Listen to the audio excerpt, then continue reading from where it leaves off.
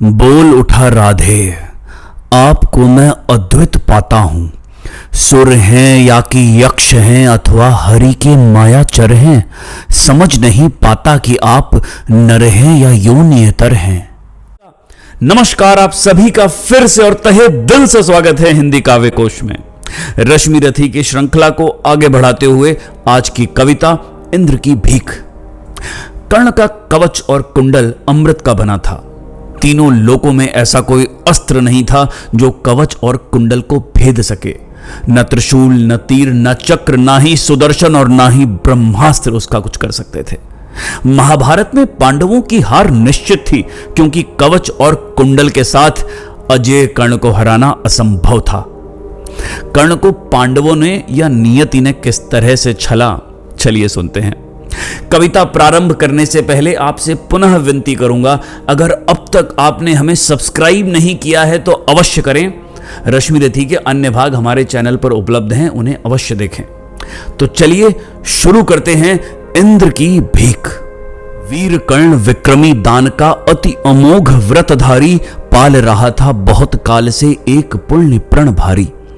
रवि पूजन के समय सामने जो याचक आता था, मुंह मांगा वह दान कर्ण से अनायास पाता था। पहर रही थी मुक्त चतुर्दिक यश की विमल पताका, कर्ण नाम पड़ गया दान की अतुलित महिमा का। श्रद्धा सहित नमन करते सुन नाम देश के ज्ञानी, अपना भाग्य समझ भजते उसे भाग्यहत प्राणी। तो दानवीर कर्ण प्रतिदिन भगवान सूर्य की पूजा करते और प्रार्थना के बाद दान दक्षिणा। पूरे जग में यह विदित था कि कर्ण कभी भिक्षुक को खाली हाथ नहीं लौटाते।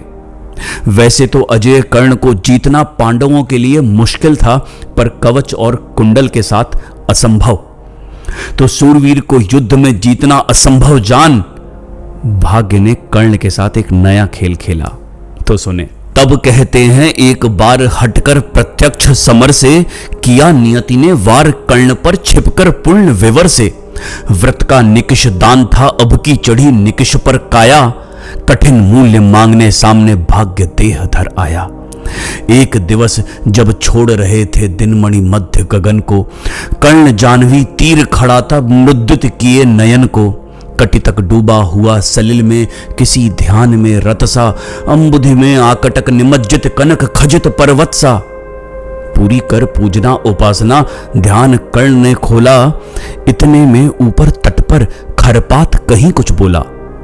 तो जैसे ही कर्ण ने दूर कहीं झाड़ियों में हलचल सुनी, तो उसे लगा कि शायद कोई संकोचमय भिक्षु है। तो ऐसे भिक्षु की उपस्थिति जान कर्ण ने उन्हें सामने आने का आग्रह किया। कहा कर्ण ने, कौन उधर है? बंधु सामने आओ, मैं प्रस्तुत हो चुका, स्वस्थ हो निज आदेश सुनाओ। अपनी पीड़ा कहो कर्ण सबका विनीत अनुचर है, यह विपिन्न का सखा तुम्हारी सेवा में तत्पर है। मांगो मांगो दान, अन्न या वसन, धाम या धन दूं, अपना छोटा राज्य या कि यह क्षणिक क्षुद्र जीवन दूं। मेघ भले लौटे उदास हो किसी रोज सागर से, याचक फिर सकते निराश पर नहीं कर्ण के घर से। पर का दुख हरण करने में ही अपना सुख माना, भाग्यहीन मैंने जीवन में स्वाद और क्या जाना। आओ उऋण बनूं तुमको भी न्यास तुम्हारा देकर, उपकृत करो मुझे अपनी संचित निधि मुझसे लेकर। अरे कौन है भिक्षु यहां पर कौन दाता है, अपना ही अधिकार मनुज नाना विधि से पाता है। कर पसार कर जब भी तुम मुझसे कुछ ले लेते हो, तृप्त भाव से हेर मुझे क्या चीज नहीं देते हो। दीनों का संतोष भाग्यहीनों की गदगद वाणी, नयनों में कोर भरा लबालब कृतज्ञता का पानी।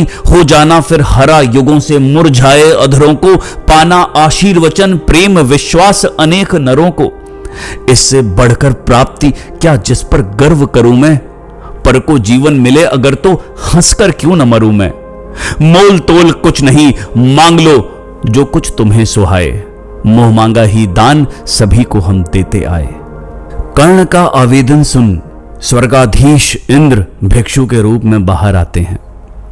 गिरा गहन सुन चकित और मन ही मन कुछ भरमाया, लता ओट से एक विप्र सामने कर्ण के आया। कहा कि जय हो, हमने भी यह सुनी सुकीर्ति कहानी, नहीं आज कोई त्रिलोक में कोई आपसा दानी। नहीं फिराते एक बार जो कुछ मुख से कहते हैं, प्रण पालन के लिए आप बहुभांति कष्ट सहते हैं। आश्वासन से ही अभीत हो सुख विपन्न पाता है, कर्ण वचन सर्वत्र कार्यवाचक माना जाता है। लोग दिव्य शत शत प्रमाण निष्ठा के बतलाते हैं, शिव दधीच प्रहलाद कोटि में आप गिने जाते हैं। सबका है विश्वास मृत्यु से आप न डर सकते हैं, हंसकर प्रण के लिए प्राण न्यौछावर कर सकते हैं। ऐसा है तो मनुज लोक निश्चय आदर पाएगा, स्वर्ग किसी दिन भीख मांगने मिट्टी पर आएगा। किंतु भाग्य है बली, कौन किससे कितना पाता है, यह लेखा नर के ललाट में ही देखा जाता है। शुद्र पान हो मग्न कूप में कितना जल लेता है, उससे अधिक वारी सागर भी उसे नहीं देता है। अतः व्यर्थ है देख बड़ों की बड़ी वस्तु की आशा, किस्मत भी चाहिए नहीं केवल ऊंची अभिलाषा। कहा कर्ण ने, वृथा भाग्य से आप डरे जाते हैं, जो है सम्मुख खड़ा उसे पहचान नहीं पाते हैं। विधि ने क्या लिखा था भाग्य में खूब जानता हूं मैं, बाहों को पर कहीं भाग्य से बलि मानता हूं मैं। महाराज उद्यम से विधि का अंक उलट जाता है, किस्मत का पाशा पौरुष से हार पलट जाता है। और उच्च अभिलाषाएं तो मनुज मात्र का बल है, जगा जगा कर हमें वही तो रखती निज चंचल हैं। आगे जिसकी नजर नहीं वह भला कहां जाएगा, अधिक नहीं चाहता पुरुष वह कितना धन पाएगा। अच्छा अब उपचार छोड़ बोलिए आप क्या लेंगे, सत्य मानिए जो मांगेंगे आप वही हम देंगे। मही डोलती डोलता नभ में देव निलय हो, कभी कभी डोलता समर में किंचित वीर हृदय हो। डोले मूल अचल पर्वत का या डोले ध्रुव तारा, सब डोले पर नहीं डोल सकता वचन हमारा। कर्ण के इस वचन को सुनकर भिक्षु रूपी इंद्र ने उनके पैरों को पकड़ लिया, भली भांति कसकर दाता को बोला, नीच भिखारी धन्य धन्य राधेय, दान के अति अमोघ व्रतधारी।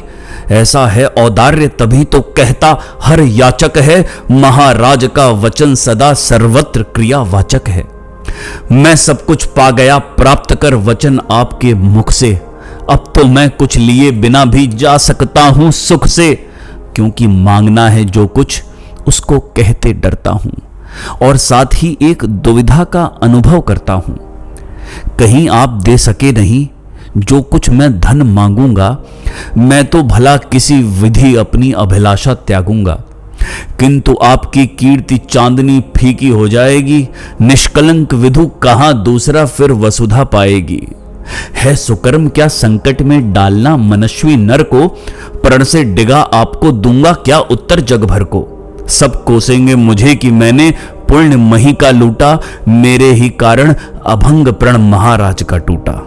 अतः विदा दें मुझे, खुशी से मैं वापस जाता हूं। बोल उठा राधेय, आपको मैं अद्भुत पाता हूं। सुर हैं या कि यक्ष हैं अथवा हरि के मायाचर हैं, समझ नहीं पाता कि आप नर हैं या योनि इतर हैं।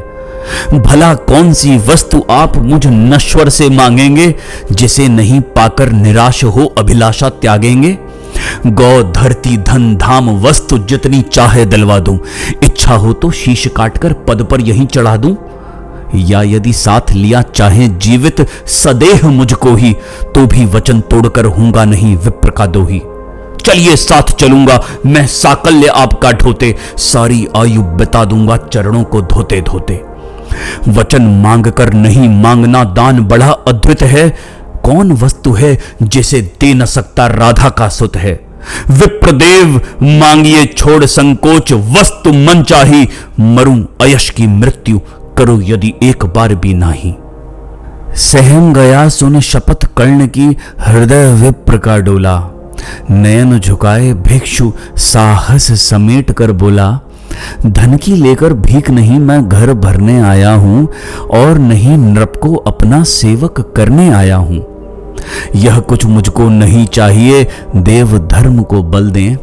देना हो तो मुझे कृपा कर कवच और कुंडल दें। कवच और कुंडल विद्युत छू गई कर्ण के तन को। और कुछ सोच रहस्य, कहा उसने गंभीर कर मन को। तो किस तरह से कर्ण ने कवच कुंडल का दान दिया, जानने के लिए हमारा अगला एपिसोड कर्ण का दान अवश्य देखें। हमारे साथ निरंतर जुड़े रहने के लिए हमें सब्सक्राइब करें, इस वीडियो को लाइक करें, शेयर करें। फिर से मिलूंगा कुछ नई कविताओं के साथ, कुछ नए पात्रों के साथ, कुछ नए किरदारों के साथ। तब तक के लिए नमस्कार।